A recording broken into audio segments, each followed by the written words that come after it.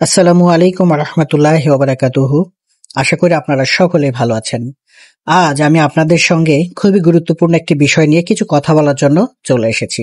আমাদের অনেকের স্বপ্ন, বিশেষ করে আমরা যারা রেডিওলজি এন্ড ইমেজিং ডিপার্টমেন্ট নিয়ে পড়ালেখা করেছি, তাদের স্বপ্ন হলো সিটি স্ক্যান এমআরআই আপনারা শিখবেন বা সিটি স্ক্যান এমআরআই চাকরি করবেন। এটা সোনার হরিণ বলাও যেতে পারে, অনেকের কাছে কিন্তু এটা সোনার হরিণের চাইতে অনেক কিছু। তো এখন যে ইমেজটা আপনারা দেখতে পাচ্ছেন, এটি হলো একজন মানুষের মস্তিষ্ক অর্থাৎ ব্রেনের মধ্যে যে আর্টারি গুলো আছে, অর্থাৎ যে আর্টারির মধ্যে দিয়ে যে রক্ত চলাচল করে, এগুলোই হলো সেই আর্টারি। এটার এমআরআই করা হয়েছে।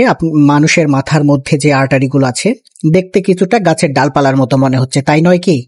কিন্তু মেডিকেল টার্মের ভাষায় এগুলোকে বলা হয় আর্টারি। সো এই যে এমআরআইটা করা হলো, এর পেছনে আপনাকে বেশ কিছু বিষয় জানতে হবে। বিশেষ করে আপনি যদি সিটি স্ক্যান এমআরআই শিখতে চান, তাহলে আপনাকে অ্যানাটমি এবং ফিজিওলজি সম্পর্কে সঠিকভাবে জানতে হবে।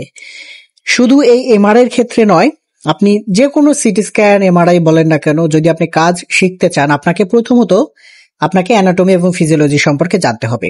ধরুন এখানে কিছু আর্টারি রয়েছে, যেমন সেরিব্রাল আর্টারি রয়েছে, রাইট লেফট, এবং ব্যাসিলারি আর্টারি রয়েছে, এছাড়া আরো অনেক আর্টারি রয়েছে।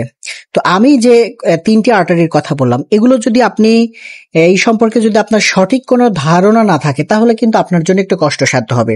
এবং এখানে এক্সটার্নাল, ইন্টারনাল আর্টারি রয়েছে, কোনটা এক্সটার্নাল কোনটা ইন্টারনাল এগুলো জানতে হবে। এটা একটা উদাহরণ। এছাড়া আপনি অন্যান্য এমআরআই, সিটি স্ক্যান যখন করবেন, সেগুলো ক্ষেত্রেও কিন্তু আপনার অ্যানাটমি, ফিজিওলজি জানা প্রয়োজন। এবং আরেকটি যে সমস্যাটা সবারই বেসিক্যালি, প্রথম যখন আপনারা সিটি স্ক্যান এমআরআই শিখতে যান, আপনারা ভয় পান, আমি পারবো কিনা, বা এটা অনেক বোধহয় কঠিন। তো দেখেন, আপনি সিটি স্ক্যান এমআরআই শিখতে গেলেই যে সূত্রটা আমি বললাম যে অ্যানাটমি, ফিজিওলজি আপনাকে জানতে হবে, এবং আরো অনেক স্টেপ রয়েছে, সেগুলো আস্তে আস্তে আপনাকে শিখতে হবে। তবেই এই বিষয়গুলো আপনার কাছে সহজ মনে হবে। অন্যথায় আপনি যদি মুখস্থ করেন, তাহলে আপনার কাছে যে কোনো জিনিস কিন্তু আপনার কঠিন মনে হবে। আসলে সিটি স্ক্যান এমআরআই এতটাও কঠিন নয়। আবার যদি এতটাও কঠিন মনে করতে পারেন, যদি আপনার অ্যানাটমি, ফিজিওলজি জানা না থাকে।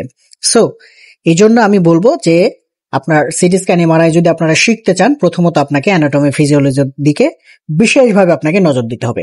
ভিডিওটি যদি ভালো লেগে থাকে, অন্যকে দেখার সুযোগ করে দিবেন। ধন্যবাদ সবাইকে।